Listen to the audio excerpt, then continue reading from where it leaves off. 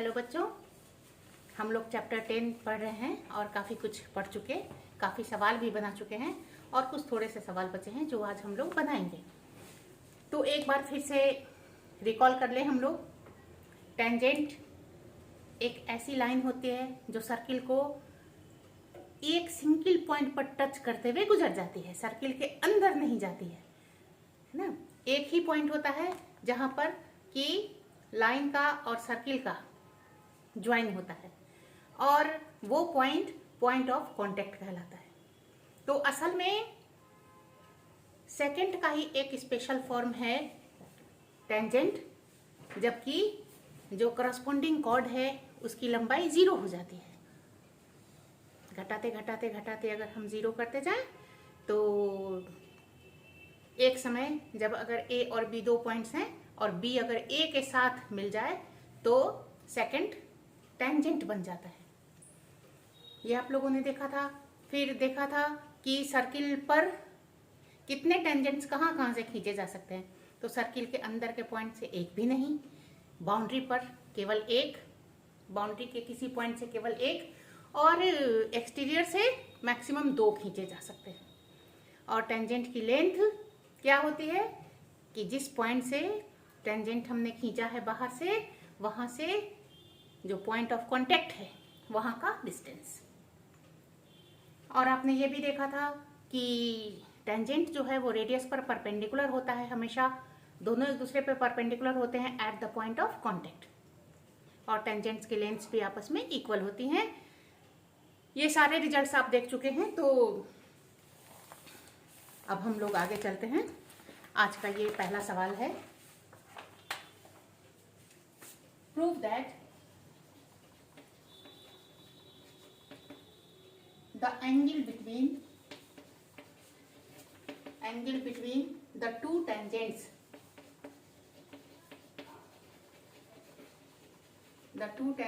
drawn from an exterior point to a circle is supplementary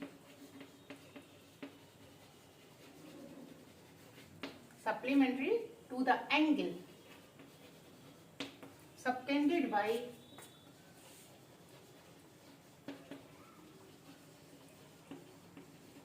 the line segment joining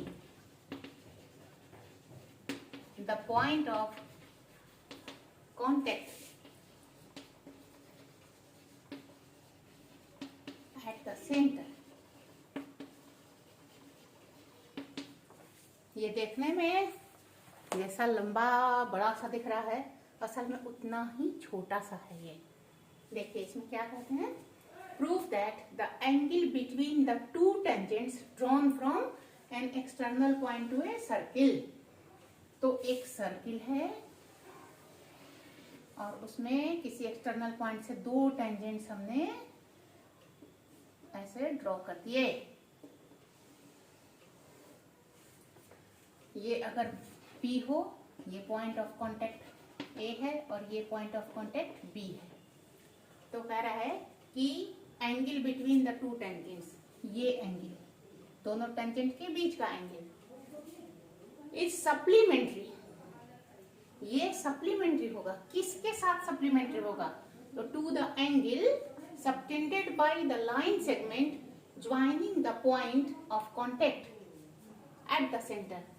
देखिए जो point of contact है उसको centre से join करिए, जो पॉइंट ऑफ कांटेक्ट है उसको सेंटर से ज्वाइन कीजिए।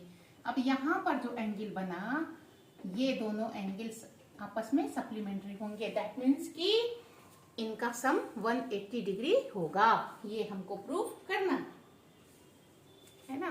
तो PA and PB are 2 tangents drawn from the point P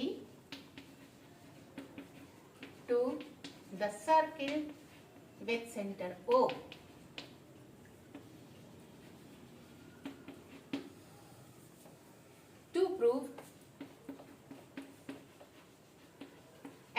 A P B plus angle A O B equal to 180 degree.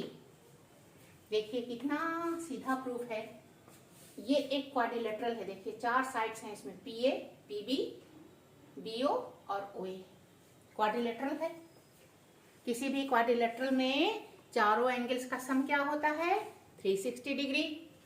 और आपको पता है कि यहाँ पर ये जो एंगल है ये 90 डिग्री का बनेगा, उसके अपोजिट में ये जो एंगल है ये भी 90 डिग्री का बनेगा। तो दो अपोजिट एंगल्स का सम 180 हो गया, तो इन दोनों अपोजिट एंगल्स का भी सम 180 होगा ना। तो अब इसको ऐसा लिख सकते हैं कि angle A equal to angle B equal to 90 degree since tangent is perpendicular to the radius. वही बात हमको लिखनी है, radius at the point of contact, at the point of contact. Therefore, in quadrilateral OAPB, इस quadrilateral में अगर दो angles मिल करके 90 और 90 180 हो गए हैं, तो बाकी दो को मिलके भी 180 होना पड़ेगा by the angle sum property of quadrilaterals. तो angle P plus angle O equal to 180 degree. यहाँ पे आप लिख सकते हैं therefore A plus angle A plus angle B equal to 180 degree and therefore ये दोनों एंगल B मिल करके 180 डिग्री होंगे। इसी सवाल को इस तरह भी पूछा जा सकता है कि prove that the quadrilateral OAPB is a cyclic quadrilateral। तो साइक्लिक क्वाड्रिलेटरल होने के लिए अपोजिट एंगल्स का सम 180 होता है या अपोजिट एंगल्स सप्लीमेंट्री होते हैं। तो यहाँ है, ये देखिए दोनों अपोजिट एंगल्स सप्लीमेंट्री हैं, ये भी दोनों अपोजिट एंगल्स सप्लीमेंट्री हैं। तो therefore this quadrilateral is cyclic. तो जब भी ये दो टेंजेंट्स हम खींचेंगे और जब भी सेंटर को हम टेंजेंट से ज्वाइन करेंगे इस तरह रेडियस से, तो जो भी क्वाड्रिलेटरल ये बनेगा ये हमेशा साइक्लिक होगा, है ना। तो और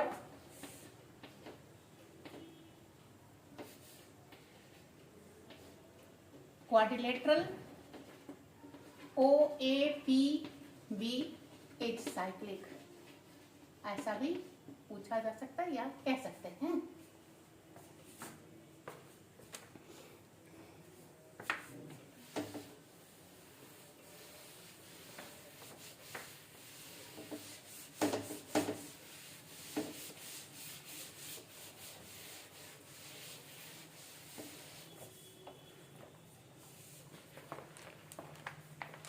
देखिए अगला सवाल क्या है?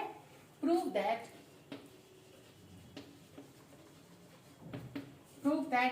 opposite sides of a quadrilateral circumscribing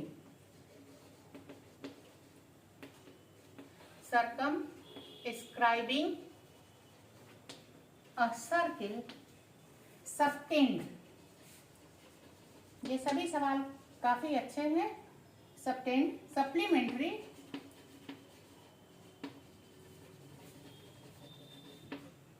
angles at the center of the circle। तो एक क्वाड्रिलेटरल है जो सर्कमस्क्राइब कर रहा है सर्किल को। तो कैसा बताया था, सर्कमस्क्राइब कैसे करेगा? सर्किल है और उसके बाहर से क्वाड्रिलेटरल जाएगा और क्वाड्रिलेटरल के हर एक साइड सर्किल को टच करेगी।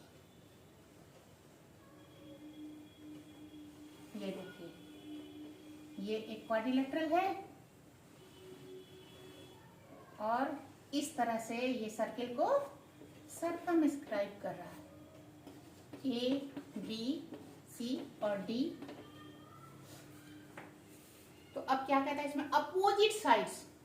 तो कौन कौन सी साइड अपोजिट हुई आपस में, ए बी के अपोजिट सी डी और ए डी के अपोजिट बी सी। तो quadratic quadrilateral circumscribing a circle subtend supplementary angles at the center of the circle।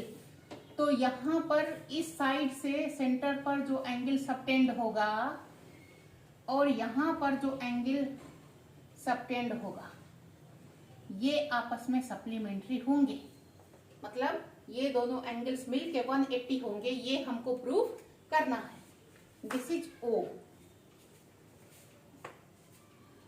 ABCD is a quadrilateral circumscribing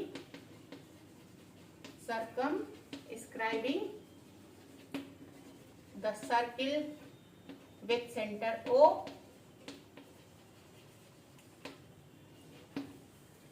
तो अब हमको क्या प्रूव करना है, इसमें हमको प्रूव करना है कि angle AOB plus angle COD will be 180 degree. Opposite जो साइड्स हैं वो सेंटर पर जो एंगल सबटेंड करते हैं वो आपस में सप्लीमेंट्री होंगे। दैट मीन्स कि दोनों का सम 180 डिग्री होगा। तो इसको कैसे किया जाए, देखिए जरा फिगर बड़ा बनाते हैं।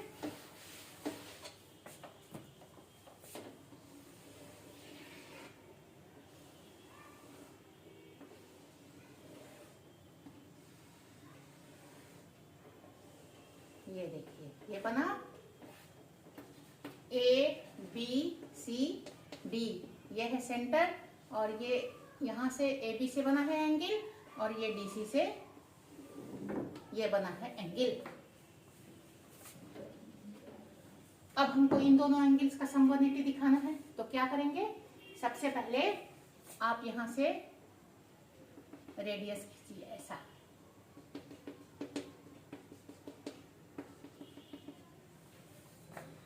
तो नाम दे देते हैं PQRS। जिस जिस पॉइंट पर सर्किल और क्वाड्रिलेटरल मिल रहे हैं उन चारों पॉइंट्स का नाम दे दें। अब आप देखिए गौर से फिगर को, तो आप पाएंगे कि A एक एक्सटीरियर पॉइंट है सर्किल का और यहां से ये दो टेंजेंट्स जा रहे हैं, यहां से भी ये दो टेंजेंट हैं सर्किल पर, यहां से भी ये दो टेंजेंट हैं सर्किल पर और यहां से भी दो टेंजेंट्स हैं सर्किल पर। और फिर अगर इसको देखिए तो ये वो लाइन सेगमेंट है जो कि सेंटर को ज्वाइन करता है ना, यहां इस पॉइंट से। तो आपने पढ़ा था ये रिजल्ट ऐसा वाला पढ़ा है, ये एक टेंजेंट है, दूसरा टेंजेंट है और ये रेडियस है। तो ये जो टेंजेंट एंगल बनाता है सेंटर पे, ये दोनों एंगल्स आपस में बराबर होते हैं। ये टेंजेंट इधर बनाएगा, ये वाला टेंजेंट इधर बनाएगा, दोनों एंगल्स आपस में बराबर होते हैं। तो ये टेंजेंट ये वाला एंगल बना रहा है और ये टेंजेंट ये वाला टेंजेंट ये एंगल बना रहा है, तो बोथ विल बी इक्वल। इसको अगर हम नाम दे दें 1 2, तो 1 और 2 ये दोनों आपस में बराबर होंगे। इसी तरह से इसमें आइए तो, या इधर चलें इसमें, ये देखिए ये 3 और 4 ये आपस में बराबर होंगे, 5 और 6 ये आपस में बराबर होंगे, 7 और 8 ये आपस में बराबर होंगे। तो अगर 1 और 2 दोनों इक्वल हैं तो दोनों को हम x मान सकते हैं।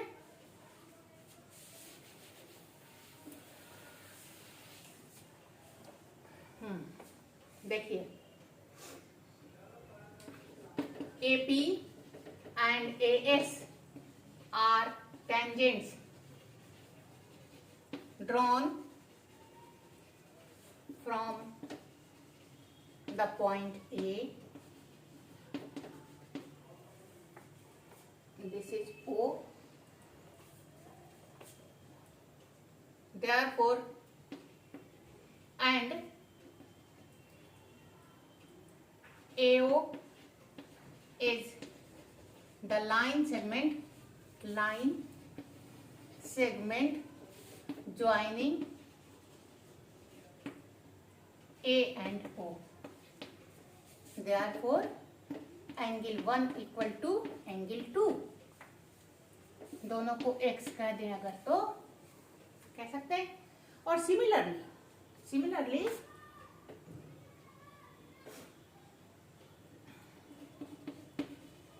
by the same reason, angle 3 will be equal to angle 4.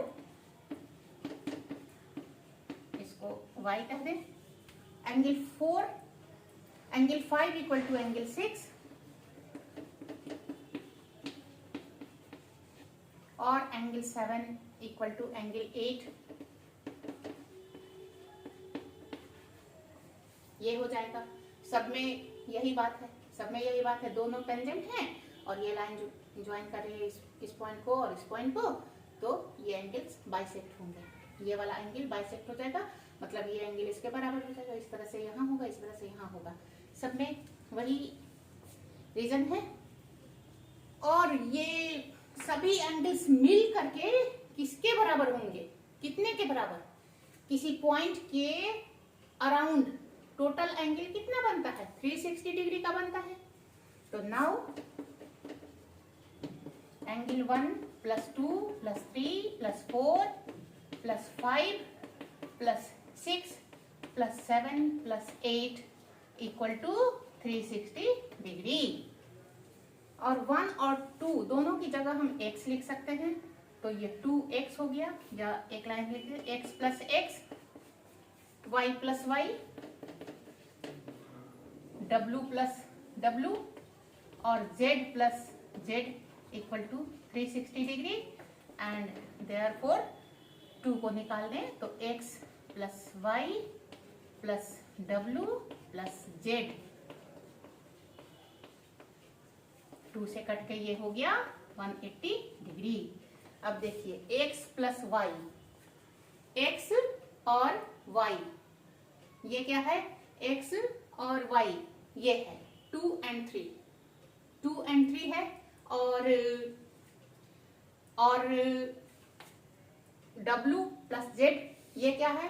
तो w प्लस z 6 यहाँ है, 5 और 6 बराबर है, और 8 ये यहाँ है. तो इसको अब हम लिख सकते हैं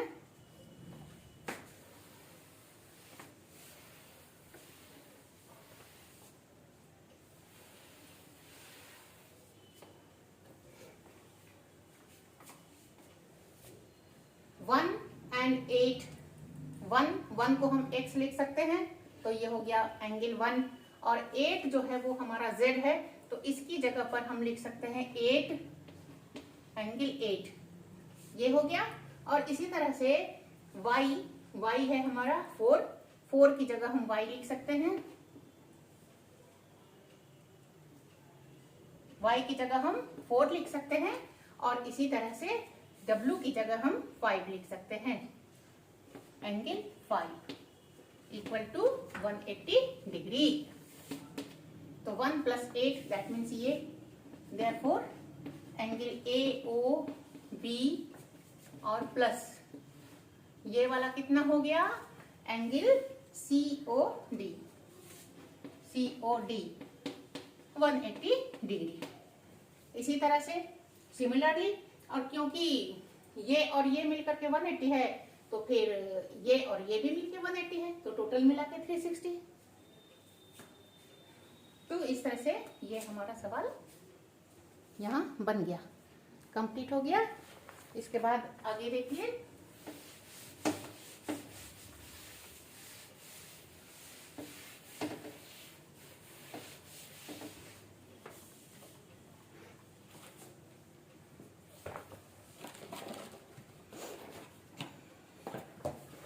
अगला सवाल है ये, देखिए बहुत ही आसान है, थोड़ी ट्रिग्नोमेट्री इसमें यूज की गई है.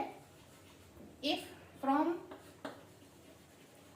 An external point P of a circle with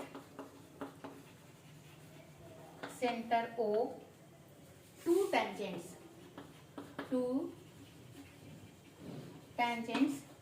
PQ and RS are drawn such that angle QPR equal to 120 degree. Prove that PQ plus PO equal to half. देखिए इसमें क्या है कि कोई एक्सटर्नल पॉइंट P है circle के बाहर, circle का सेंटर O है, तो P पॉइंट से दो टेंजेंट्स PQ और RS खींचे गए हैं. To tangents PQ and PR, PQ and PR, ये दोनों खींचे गए हैं. तो सच दैट कि ये एंगल जो है ये 120 डिग्री का बनता है. देखिए सर्किल बनाइए, यहाँ पर बाहर में एक पॉइंट है P, यहाँ से दो टेंजेंट्स ऐसे हमने खींचे हैं कि दोनों के बीच में 120 डिग्री का एंगल बन रहा है. ये 120 डिग्री का एंगल बन रहा है. ये है पॉइंट P और ये है Q और ये है R और सेंटर है O. अब अगर हम रेडियस को ये पॉइंट ऑफ कांटेक्ट पर मिला दें, यहाँ 90 डिग्री का एंगल बनेगा, और इसको अगर मिला दें तो ये क्या करेगा, इस पूरे एंगल को बाइसेक्ट करेगा. तो पूरा एंगल अगर 120 है तो ये एंगल 60 डिग्री हो जाएगा, है ना. तो देखिए P is the exterior point from where tangents PQ and PR are drawn और angle QPR equal to 120 degree है. तो अगर हम ज्वाइन कर दें OQ को, then angle OQP will be of 90 degree. फिर वही रीजन कि tangent is perpendicular to the radius at the point of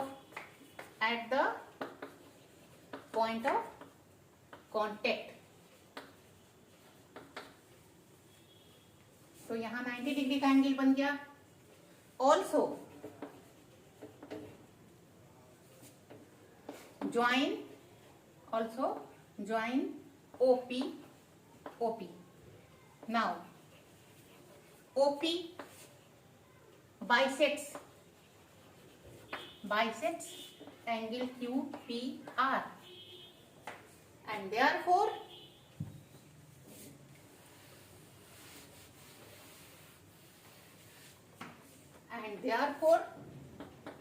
angle OPQ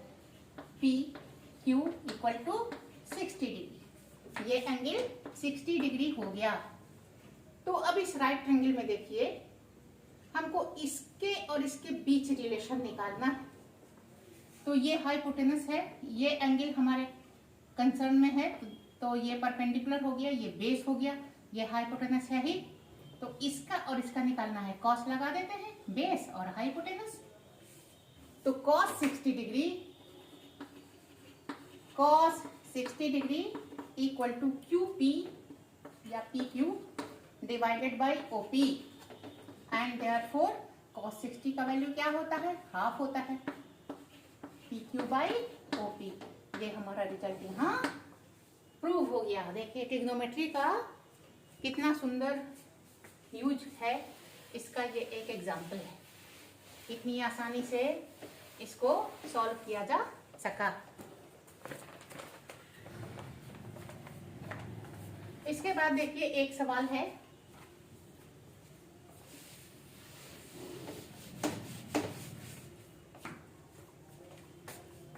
circle is touching the side BC of triangle ABC at P and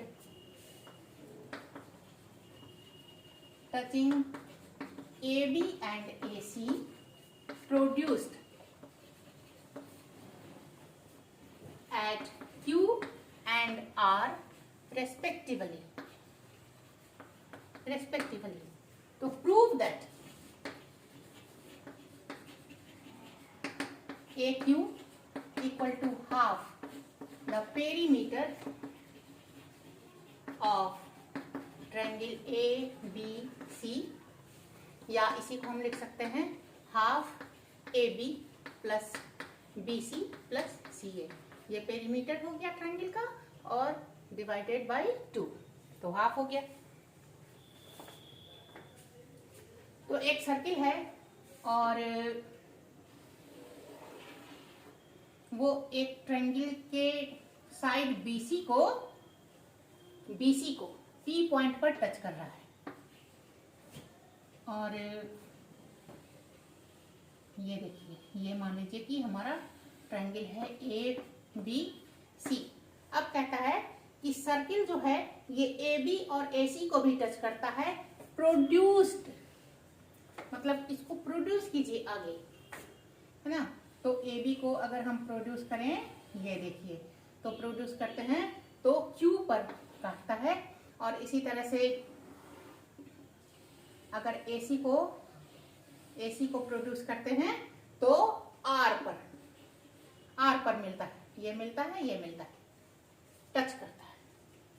तो अब हमको क्या prove करना है कि AQ की लंबाई कितनी होगी, तो इस ट्रायंगल के पेरीमीटर के हाफ के बराबर होगी, ये हमको प्रूव करना है।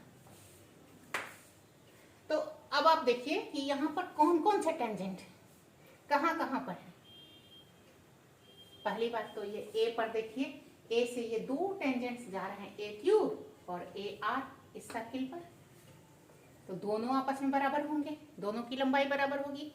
फिर इस B पॉइंट को देखिए, तो B से एक ये टेंजेंट BQ और दूसरा BP, ये देखिए, ये जा रहा है, ये जा रहा है।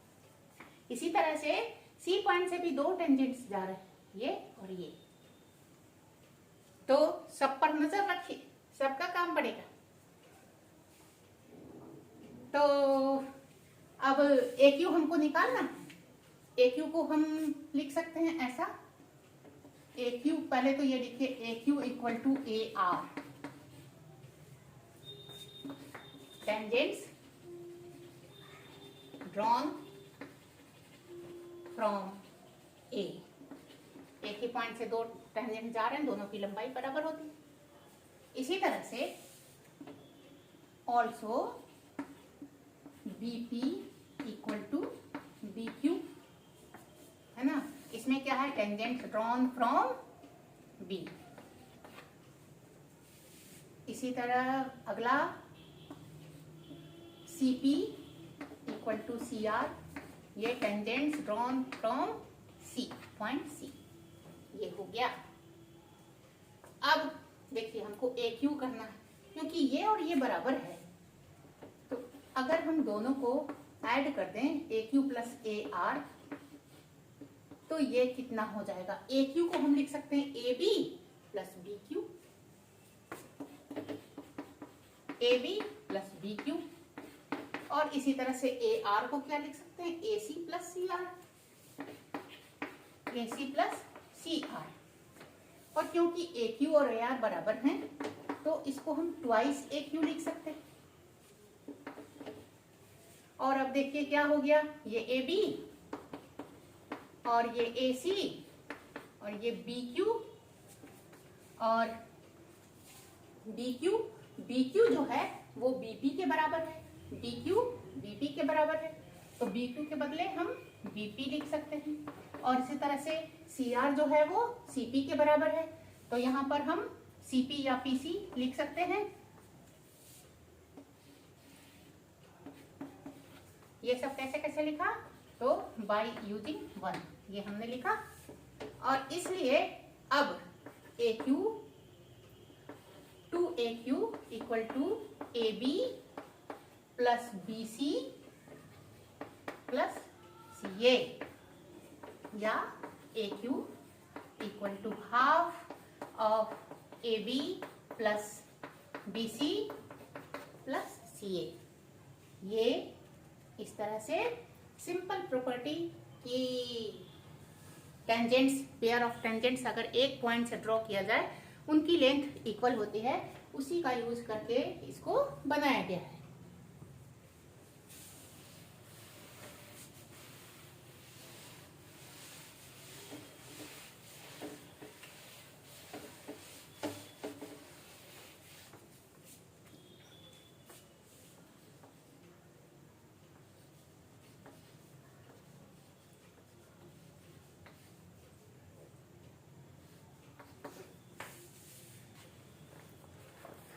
देखिए एक ये सवाल है, इस तरह से एक सर्किल है और इसको टच करते हुए एक दूसरा सर्किल है, और एक कॉमन टेंजेंट है, ये इस तरह से जा रहा है, कॉमन है। इस सर्किल पर भी ये टेंजेंट है और इस सर्किल पर भी यही टेंजेंट है। ये पॉइंट ऑफ कांटेक्ट है A और B। यहाँ C पॉइंट पर ये दोनों सर्किल एक दूसरे को टच करते हैं एक्सटर्नली, और इसको ज्वाइन कर दिया गया है, AC को और BC को। अब हमको बताना है कि एंगल ACB कितना होगा, इसके लिए क्या कीजिए कि एक और टेंजेंट खींचिए, वो भी कॉमन होगा, मतलब यहां से खींचे, अगर ऐसा C से खींचे, इसको यहां पर काटेगा, ड्रॉ CP ऐसा खींचिए। इस पॉइंट से ये टेंजेंट जा रहा है। अब देखिए यहाँ पे AP और PC इस पॉइंट से जा रहे हैं, AP यहाँ, PC यहाँ, तो इसलिए दोनों की लंबाई बराबर होगी, मतलब कि ये जो ट्रायंगल होगा ये आइसोसेलेस ट्रायंगल बनेगा, और इसलिए ये वाला एंगल इस एंगल के बराबर होगा।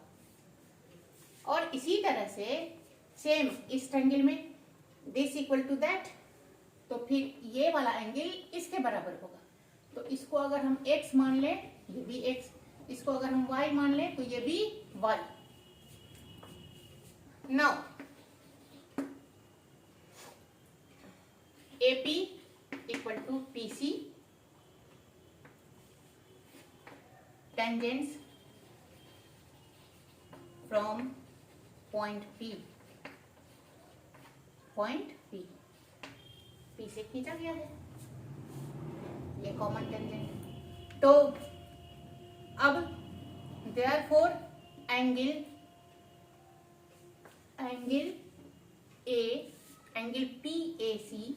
PAC will be equal to angle ACP, इसको दोनों को x कह दें। फिर सिमिलरली इधर भी वैसा ही होगा, तो PC equal to PB, therefore कौन कौन से एंगल बराबर होंगे, ये दोनों बराबर होंगे, PCB will be equal to PBC, दोनों को y कह दें। तो अब इस ट्रायंगल में ACB, now in triangle ACB angle A plus angle C plus angle B, ये 180 होना चाहिए। तो A है x और C है x प्लस y, देखिए this whole angle is C at x plus y, और B है y। Equal to 180। That means कि 2x plus y equal to 180 and therefore x plus y equal to 90 degree. और x plus y कौन सा angle है? ये पूरा angle. तो देयरफॉर एंगल ACB जो हमको निकालना था वो कितना हुआ? 90 डिग्री हुआ। तो इस तरह से आपने अभी बहुत सारे सवाल देखे। तो कोई भी सवाल बहुत मुश्किल नहीं है, सभी आसान हैं और टेंजेंट्स की छोटी छोटी प्रॉपर्टीज का यूज करके बनते हैं। तो चैप्टर खत्म करने से पहले एक छोटा सा रिजल्ट बताते हैं जो कि कभी काम आ सकता है। देखिए ये वो रिजल्ट क्या है कि अगर कोई सर्किल है और उसमें कोई कॉर्ड है AB और इसके एंड पॉइंट से ही एक टेंजेंट है सर्किल पर, ये पॉइंट, इस पॉइंट पर A पर। तो अब कॉर्ड खींचने से सर्किल में दो सेगमेंट्स बन गए। इस वाले सेगमेंट में टेंजेंट के साथ ये एंगल बन रहा, इस तरफ में टेंजेंट के साथ ये एंगल बन रहा है और अल्टरनेट सेगमेंट में इस वाले में ये जो कॉर्ड है ये क्या एंगल बना रही है? ये एंगल बना रही है।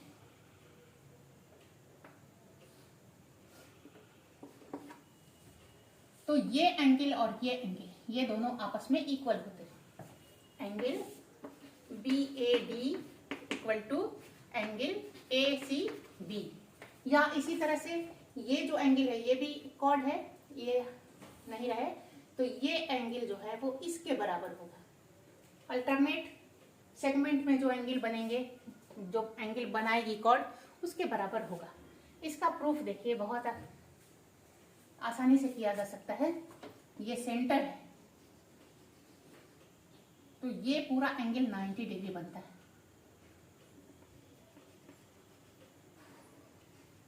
इसको अगर x मान लें तो ये 90 माइनस x और ये भी 90 माइनस x, क्योंकि रेडियस होने के कारण ये बराबर है। Let angle BAD equal to x। Now angle OAD equal to 90 degree, क्योंकि radius is always perpendicular to the tangent at the point of contact. So therefore angle OAB equal to 90 degree minus x और उतना ही angle बनेगा यहाँ पर OBA, क्योंकि ये radius है ये भी रेडियस है, दोनों इक्वल हैं तो base angles will be equal. इसलिए O कितना हो जाएगा? Angle O 180 minus this and this 180 degree minus 90 degree minus x और 90 डिग्री माइनस x, तो हो जाएगा ये 2x। ये कट जाएगा और फिर बचेगा 2x। तो यहां पर बनेगा 2x और सेंटर पर कॉर्ड जो एंगल सबटेंड करती है उसका हाफ करती है सरकमफरेंस पर। तो therefore angle ACB equal to 2x by 2 that is x। और अब आप देख लीजिए कि ये एंगल और ये एंगल दोनों इक्वल हो गए। Therefore angle BAD equal to angle ACB। BAD ये वाला एंगल इक्वल टू ACB ये एंगल।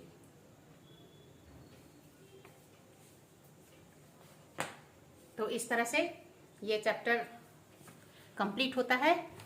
तो उम्मीद है कि आप प्रैक्टिस करेंगे और एंजॉय करेंगे।